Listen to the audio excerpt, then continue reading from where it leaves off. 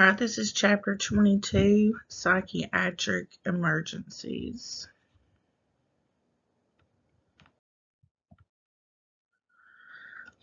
EMTs often care for patients experiencing a behavioral crisis or psychiatric emergency. The crisis may be the result of acute medical situations, mental illness, mind-altering substances, stress, or many other causes. The myth and reality. At some point, most people experience an emotional crisis. This does not mean that everyone develops mental illness. Otherwise, healthy people may sustain acute or temporary mental health disorders. Do not jump to the conclusion that a patient is mentally ill when exhibiting behaviors discussed in this chapter. The most common misconception about mental illness is that if you are feeling bad or depressed, you must be, quote, sick. There are many justifiable reasons for feeling depressed. Divorce and death of a relative or friend are some examples of those. Many people believe that all individuals with mental health disorders are dangerous, violent, or otherwise unmanageable. Only a small percentage of people with mental health problems fall into these categories. EMTs may be exposed to a higher proportion of violent patients because they are seeing people who are, by definition, considered to be having a behavioral crisis. Communication is key. In some cases, patients will de-escalate when a level of trust is established. Although you cannot determine what has caused a person's crisis, you may be able to predict whether the person will become violent. Defining a behavioral crisis. A behavior is what you can see of a person's response to the environment, his or her actions. Most of the time, people respond to the environment in reasonable ways. Over the years, people learn to adapt to a variety of situations in daily life, including stress. Sometimes stress is so great that the normal ways of coping are not enough, or the person uses negative coping mechanisms, such as withdrawal, drugs, and alcohol. Reactions to stress that are acute and those that develop over time can create a crisis. The change in behavior may be considered inappropriate or not normal by the person who calls 911. A behavioral crisis or psychiatric emergency includes patients of all ages who exhibit agitated, violent, or uncooperative behavior or who are a danger to themselves or others. EMS is called when the behavior has become unacceptable to the patient, family, or community. A patient may have dementia or depression, behavior that may interfere with activities of daily living. Chronic depression, a persistent feeling of sadness and despair, may also be a symptom of a mental health disorder. Usually, if an abnormal or disturbing pattern of behavior lasts for a month or more, it is a matter of concern from a mental health standpoint. When a psychiatric emergency arises, the patient may show agitation or violence or may become a threat to self or others. The magnitude of mental health disorders. According to the National Institute of Mental Health, mental disorders are common throughout the United States, affecting tens of millions of people each year. A psychiatric disorder is an illness with psychological or behavioral symptoms that may result in impaired functioning.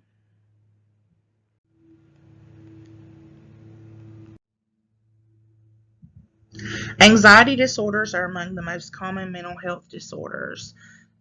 Generalized anxiety disorders, panic disorders, social and other phobias, post-traumatic stress disorder or PTSD, and obsessive compulsive disorder. Those are all examples of anxiety.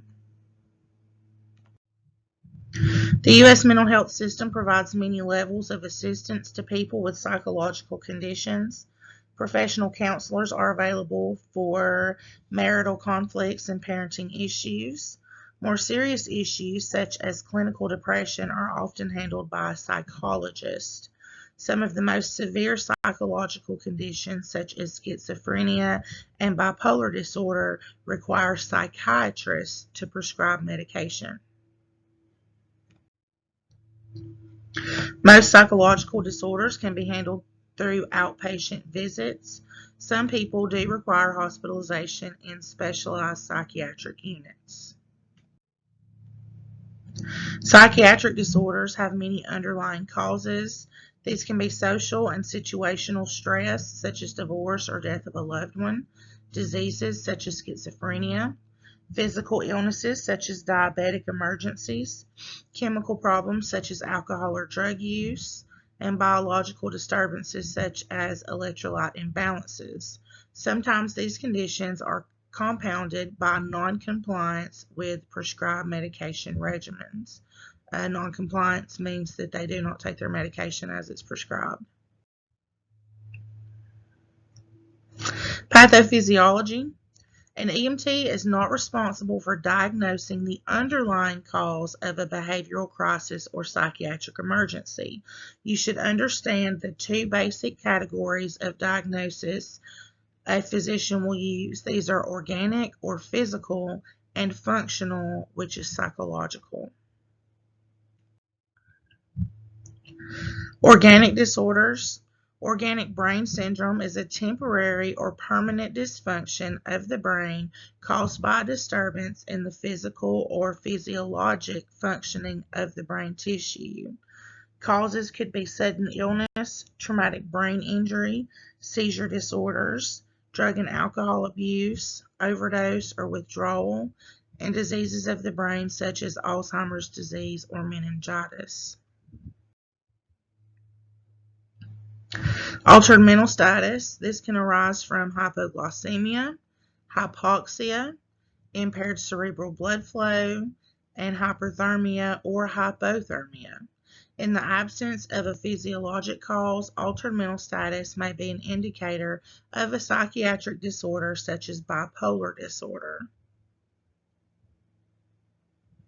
So let's go over this real quick. Hypoglycemia, remember that's low blood sugar. Hypoxia is low oxygen. And impaired cerebral blood flow would just be not getting enough blood. Hyperthermia is overheated. Hypothermia is low temp. So all of these things affect the brain and can cause altered mental status. Functional disorders. A functional disorder is a physiological disorder that impairs bodily function when the body seems to be structurally normal. Examples include schizophrenia, anxiety conditions, and depression. The chemical or physical basis of these disorders does not alter the appearance of the patient. Safe approach to a behavioral crisis. All regular EMT skills, patient approach, assessment, patient communication, obtaining a history, and providing care are used in a behavioral crisis. Other management techniques are also involved. Follow the general guidelines listed in Table 22.1 in your book to ensure your safety at the scene of a behavioral crisis or psychiatric emergency.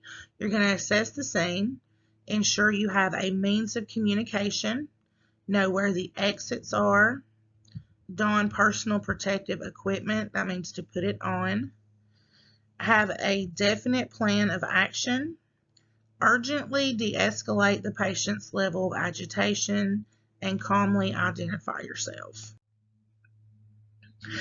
You're going to be direct, be prepared to spend extra time with these patients, stay with the patient, do not get too close to a potentially violent patient, express interest in the patient's story, avoid fighting with the patient, be honest and reassuring, and do not judge.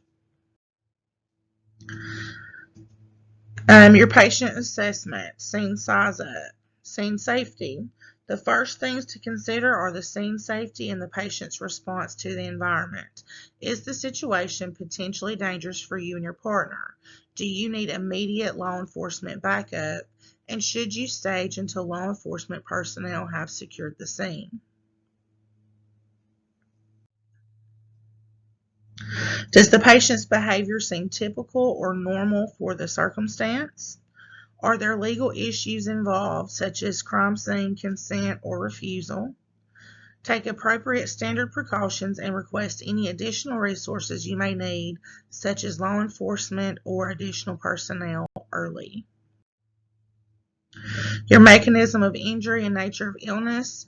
Determine the MOI and or the NOI. Note any medications or substances that may contribute to the complaint or that may be for treatment of a relevant medical condition. Your primary assessment, you're going to form a general impression. Begin your assessment from the doorway or from a distance. How does your patient appear? Begin with an introduction of who you are and let the patient know that you are there to help. Perform a rapid physical exam. Look for trauma, especially head trauma. Observe the patient closely. Use the AVPU scale to check for alertness. Remember, the AVPU stands for alert, verbal, painful, and unresponsive. Establish a rapport with the patient. Most medical or trauma situations will include a behavioral component. Treat the whole patient, the behavioral component, as well as the medical or traumatic issue. What does rapport mean? So that is just basically a fancy word for a good relationship where you speak to your patient is comfortable with talking to you, they trust you. That is a rapport. For airway and breathing, if your patient is in physical distress, assess the airway to make sure it is patent and adequate. Evaluate the patient's breathing and obtain the rate and effort. Use pulse oximetry if available.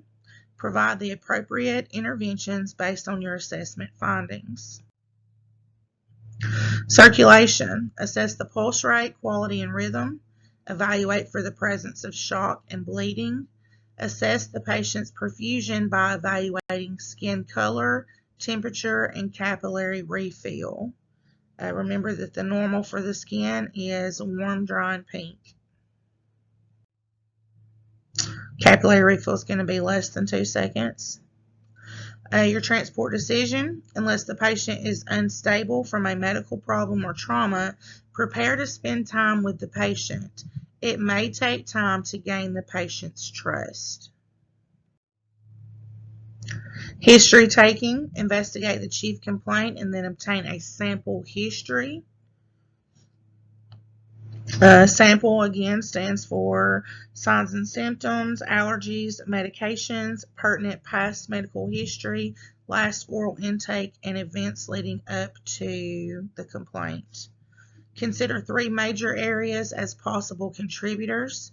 Is the patient's central nervous system functioning properly? Are hallucinogens or other drugs or alcohol a factor? And are significant life changes, symptoms, or illness caused by mental rather than physical factors involved? Sample history. You may be able to elicit information not available to the hospital staff. Ask about previous episodes, treatments, hospitalizations, and medications related to behavioral problems. In geriatric patients, consider Alzheimer's disease and dementia as possible causes of abnormal behavior. Determine the patient's baseline mental status to guide treatment and transport decisions. This information will also be extremely helpful to hospital personnel. Always, guys, anytime you have a patient that is altered, they are speaking confused, they're acting confused, or family may say they're just not themselves. Always ask the family or bystanders or nursing staff if you're at a nursing home or facility, what is the patient's normal mental status? Okay. Even patients that have like dementia or Alzheimer's that have altered mental status on a normal basis, this may be more altered than normal. So you want to always ask what their normal is. Obtain information from relatives, friends, and observers and caregivers. Your assessment of the situation has 2 primary goals: recognizing major life threats and reducing the stress of the situation as much as possible. Use reflective listening to gain insight into the patient's thinking. Repeat in question form what the patient has said. This encourages the patient to expand on their thoughts.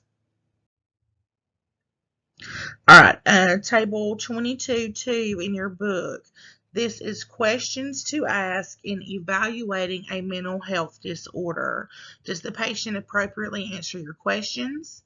Does the patient's behavior seem appropriate? Does the patient seem to understand you? Is the patient withdrawn or detached? Are they hostile or friendly? Are they happy or depressed? Are the patient's vocabulary and expressions what you would expect under the circumstances? Does the patient seem aggressive or dangerous to you or others? Is the patient's memory intact? Check orientation to time, place, person, events. What day, month, and year is it? Who am I? Does the patient express disordered thoughts, delusions, or hallucinations? So those are some questions that will help you.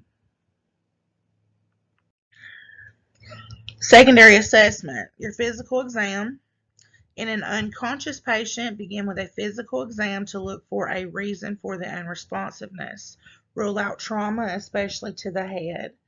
Conduct a detailed physical exam and obtain a complete set of vital signs.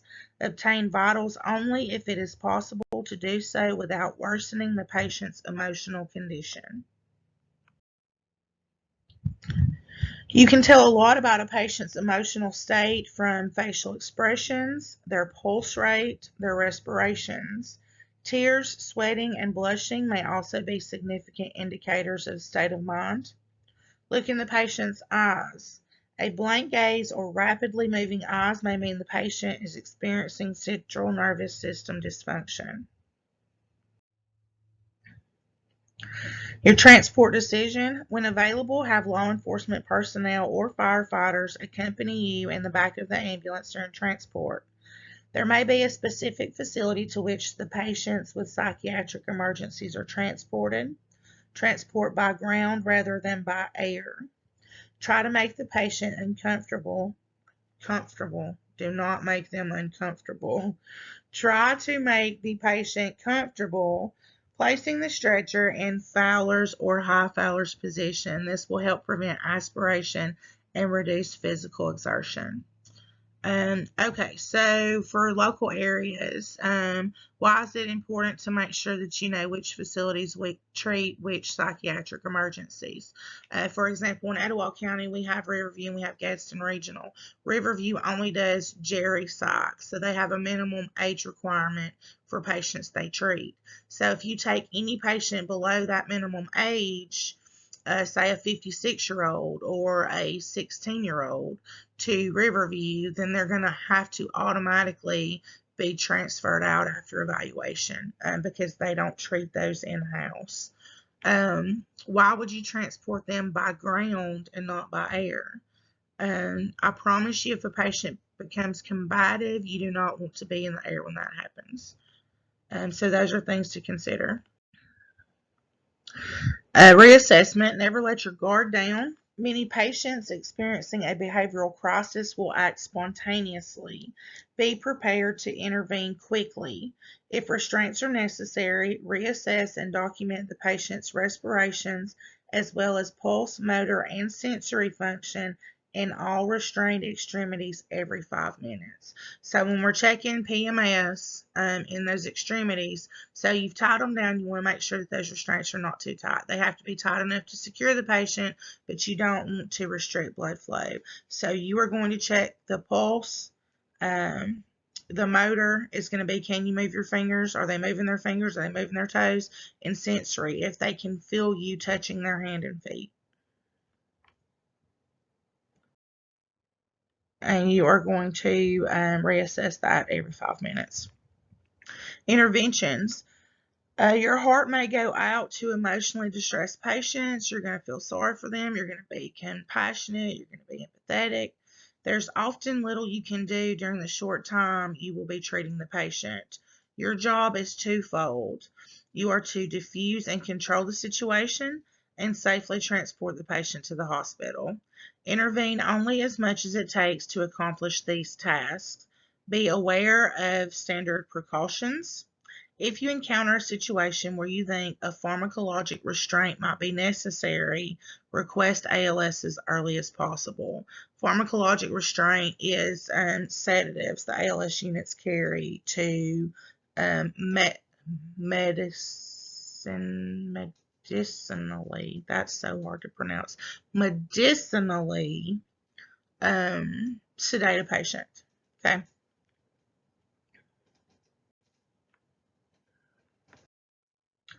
Communication and documentation. Give the receiving hospital advance warning when a patient experiencing a psychiatric emergency is arriving.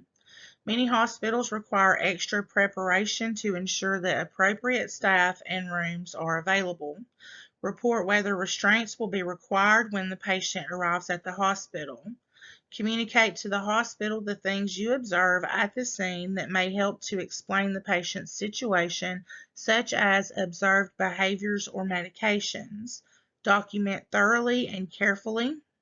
Yours may be the only documentation about the patient's distress. Psychiatric emergencies are fraught with legal dangers, so document everything that occurred on the call, particularly in situations that require restraints. If restraints are used, document which types and why they were used. Acute psychosis. Psychosis is a state of delusion in which the person is out of touch with reality. Affected people live in their own reality of ideas and feelings. Causes of psychotic episodes could be mind-altering substances, intense stress, delusional disorders, schizophrenia. Some episodes last for brief periods and others may last a lifetime. Schizophrenia is a complex disorder that is not easily defined or easily treated. The typical onset occurs during early adulthood, with symptoms becoming more prominent over time. Influences thought to contribute to the disorder are brain damage, genetics, and psychologic and social influences. Symptoms of schizophrenia: delusions, hallucinations, a lack of interest in pleasure, and erratic speech. Guidelines for dealing with a psychotic patient: determine if the situation is dangerous, clearly identify yourself, be calm, direct, and straightforward, and maintain an emotional distance. Do not argue. Explain what you would like to do.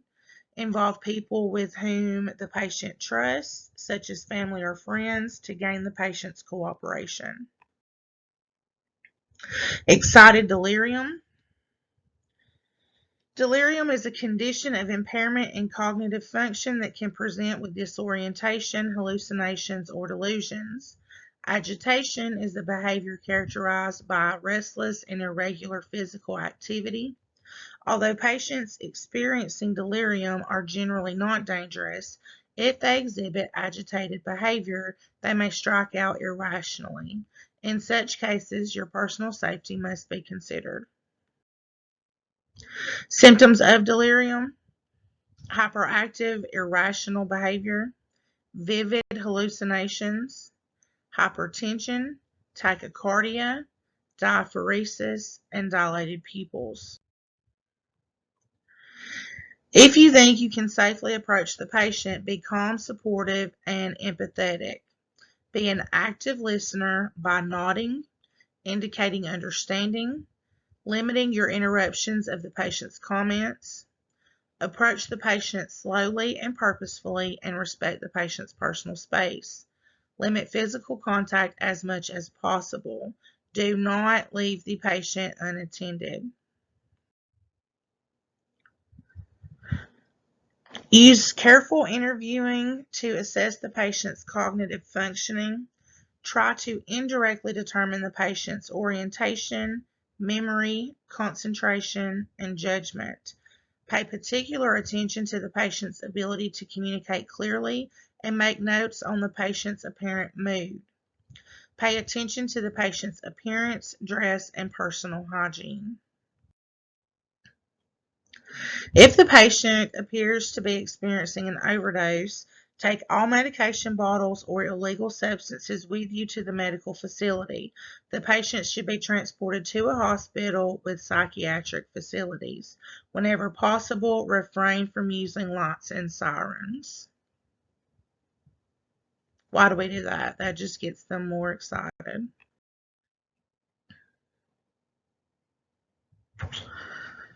If the patient's agitation continues, request ALS assistance so chemical restraint can be considered. Uncontrolled or poorly controlled patient agitation can lead to sudden death. This can be caused by sudden cardiopulmonary arrest, physical agitation thought to result from metabolic acidosis, physical control measures including tasers, and positional asphyxia, which means that they're strangled, they smother, which occurs when a patient's physical position restricts chest wall movements or causes airway obstruction. Restraints. Pre-hospital patient restraint reduces the possibility of patient injury, the potential for injury to EMS providers, and allows for safe and appropriate treatment of an uncooperative patient. The National Association of Emergency Medical Services Physicians recommends that every pre-hospital care transport provider create and follow a pre-hospital patient restraint protocol. Such protocols consider the appropriateness of restraints, the type of restraints, the care provided to the patient following restraints, and your protocol must consider the laws of your state. There is a wide variation in pre-hospital patient restraint protocols throughout the country. Protocols should include only the use of restraint devices that have been approved by the state health department or local EMS agency. Soft restraints include sheets, wide wristlets, and chest harnesses. Hard restraints include plastic ties, handcuffs, or leather restraints. The method of restraint chosen should be the least restrictive method that will ensure the safety of the patient and providers. Risk associated with patient restraint. Personnel must be properly trained in the use of restraints. If you restrain a person without authority in a non-emergency situation, you expose yourself to a possible lawsuit and to personal danger. Legal actions against you can involve several types of charges, including assault, battery, false imprisonment, and violation of civil rights. You may use restraints only to protect yourself or others from bodily harm or to prevent the patient from injuring himself or herself. You may use only reasonable force and as much force as necessary to control the patient. Follow local protocols in your company's pre-hospital restraint policy and consult medical control if needed. You should always involve law enforcement personnel if you are called to assist a patient in severe behavioral crisis or psychiatric emergency. Law enforcement personnel will provide physical backup in managing the patient, serve as the necessary witness and legal authority. A patient who is restrained by law enforcement personnel is in their custody. That's something to remember. Before you consider physical restraint, use verbal de-escalation techniques to avoid the need for physical restraint. Consider asking the family to assist you in calming the patient. Be honest and straightforward and talk in a calm and friendly tone. The process of restraining a patient. Once the decision has been made to restrain a patient, you should carry it out quickly. Make sure that you have adequate help to safely restrain the patient. Ideally, 5 people should be present to carry out the restraint, 1 responsible for each extremity and 1 responsible for the head. There should be a team leader who directs the process and a plan of action before you begin. Use the minimum force necessary to control the patients. Right now, text me and tell me how many people at minimum. How many people should you use to restrain a patient?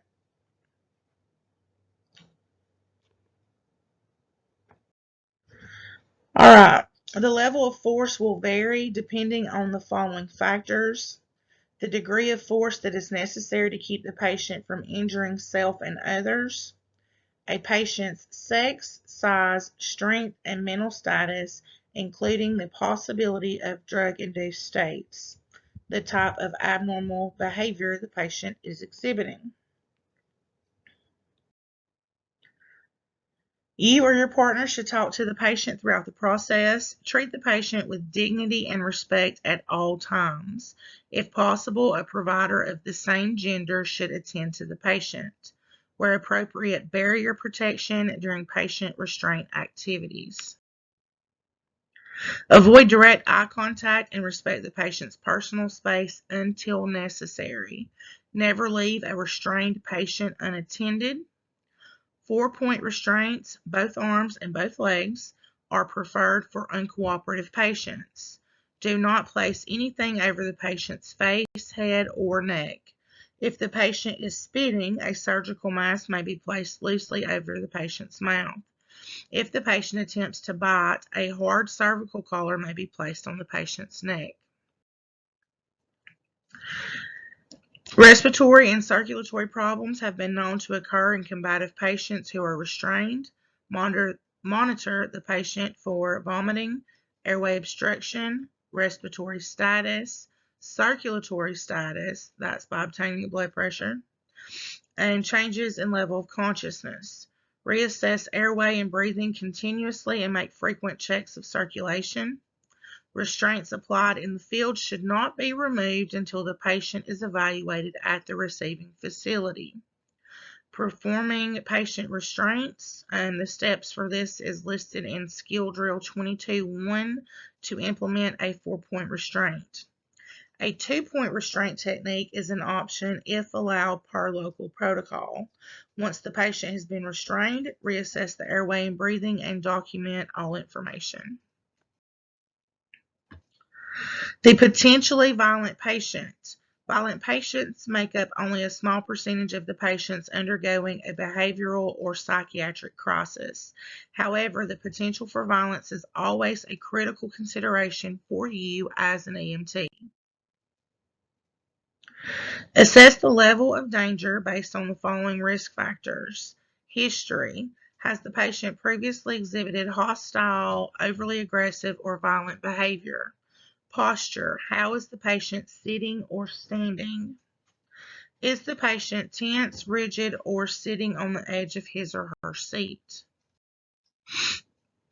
The scene. Is the patient holding or near potentially lethal objects such as a knife, gun, glass, poker, or a bat, or near a window or glass door? Their vocal activity. Which kind of speech is the patient using? Are they loud, obscene, erratic, and bizarre speech patterns? These usually indicate emotional distress. Physical activity. The motor activity of a person undergoing a psychiatric emergency may be the most telling factor of all. A patient requiring careful watching is one who has tense muscles, clenched fists, or glaring eyes. Pacing, cannot sit still, or is fiercely protecting personal space. Other factors to consider: poor impulse control, a history of truancy, fighting, and uncontrollable temper, history of substance abuse, depression, which accounts for 20% of violent attacks, and functional disorder. If the patient tells you voices are telling him or her to kill, believe it. Okay.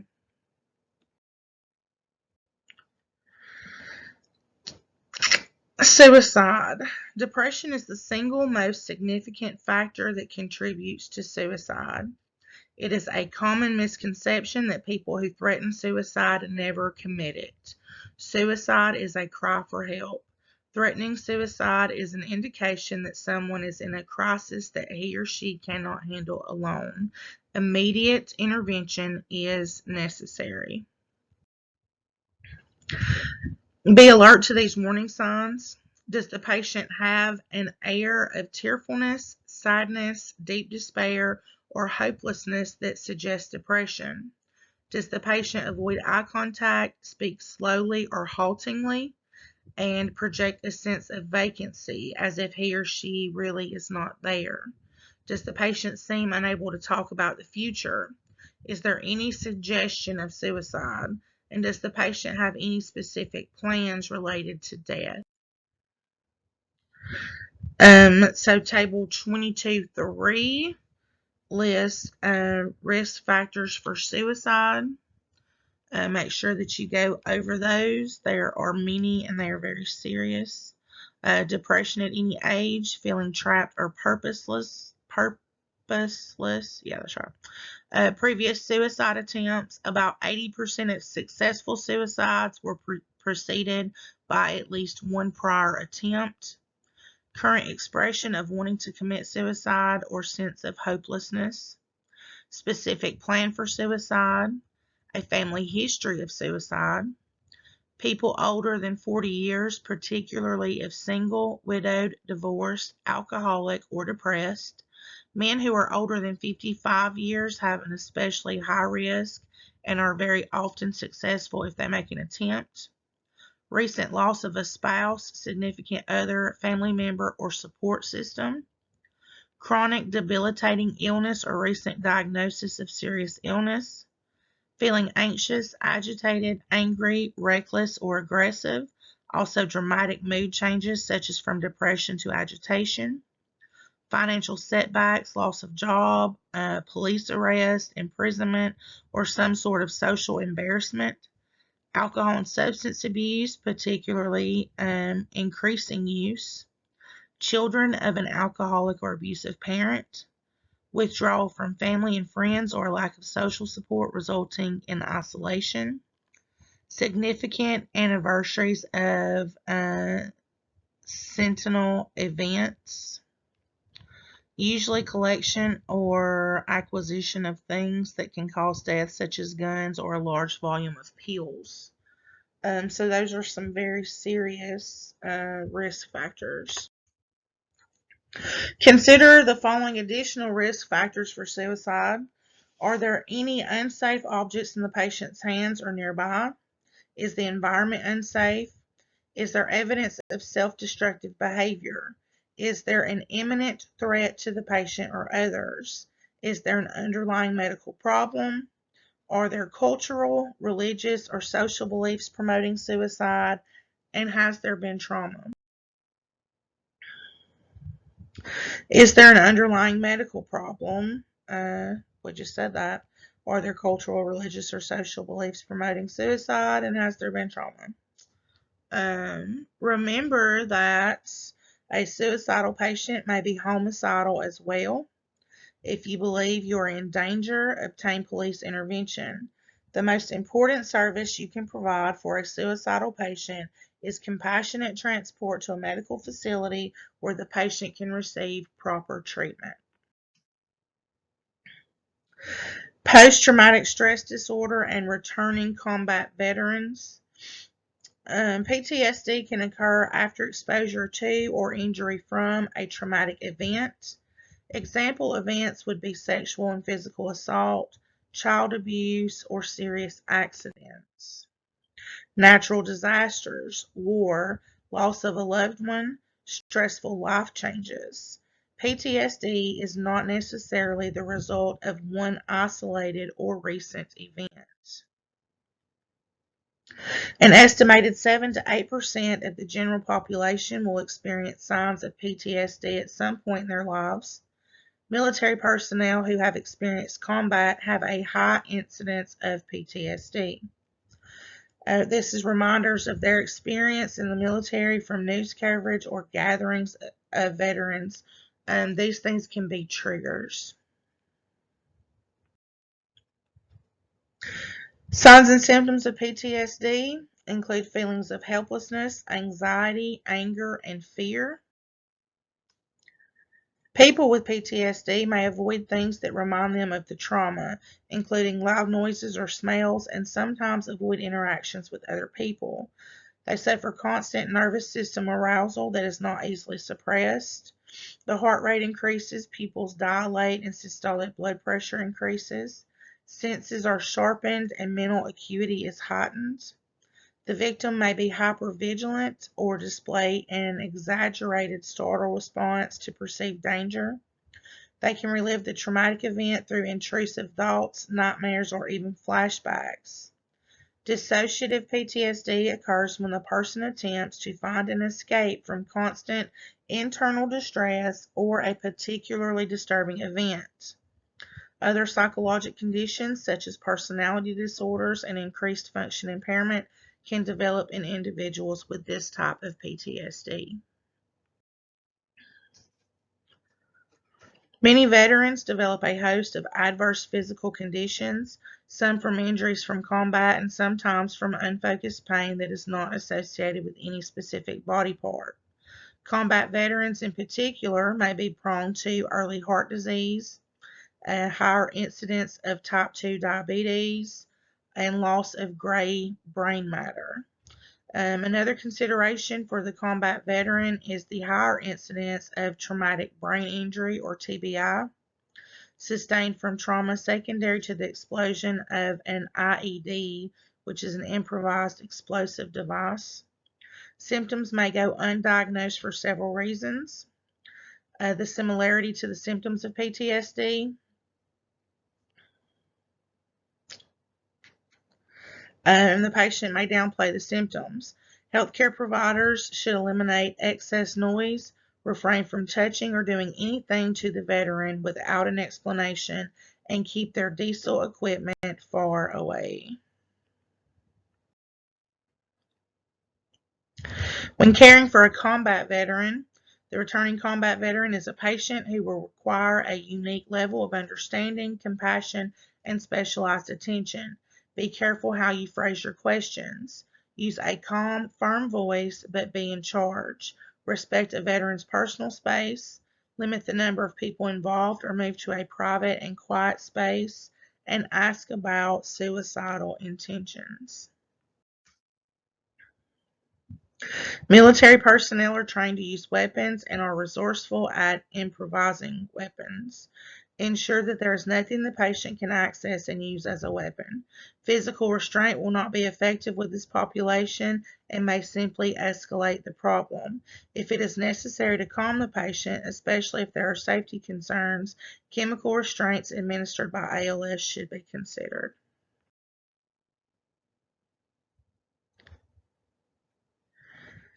All right, medical legal considerations. The medical and legal aspects of emergency medical care become more complicated when the patient is undergoing a behavioral crisis or psychiatric emergency. Legal problems are reduced when the patient consents to care. Gaining the patient's confidence is a critical task. Once you have determined that the patient has impaired mental capacity, you must decide whether he or she requires immediate emergency medical care. A patient in a mentally unstable condition may resist your attempt to provide care. Do not leave the patient alone. Doing so may result in harm to the patient and expose you to civil action for abandonment or negligence. Request law enforcement personnel to handle the patient. Consent. Implied consent is assumed with a patient who is not mentally competent to grant consent. Consent matters are not always clear-cut in psychiatric emergencies. If you are not sure, request the assistance of law enforcement personnel or guidance from medical control. Limited legal authority. The EMT has limited legal authority to require or force a patient to undergo emergency medical care when no life-threatening emergency exists. You should be familiar with your local and state laws regarding these situations. A competent adult has the right to refuse treatment even if life-saving care is involved. In psychiatric cases, a court of law would probably consider your actions in providing life-saving care to be appropriate. A patient who is in a way impaired may not be considered competent to refuse treatment or transportation. Always maintain a high index of suspicion regarding the patient's condition. Assume the worst and hope for the best. Err on the side of treatment and transport, and carefully document the patient's statements and behavior to support your actions. Okay, we're not going to go through the review. That's going to conclude your lecture for this chapter, but I do, for your code, to show me that you are still here and paying attention, I want you to answer this question and text me the answer A, B, C, or D.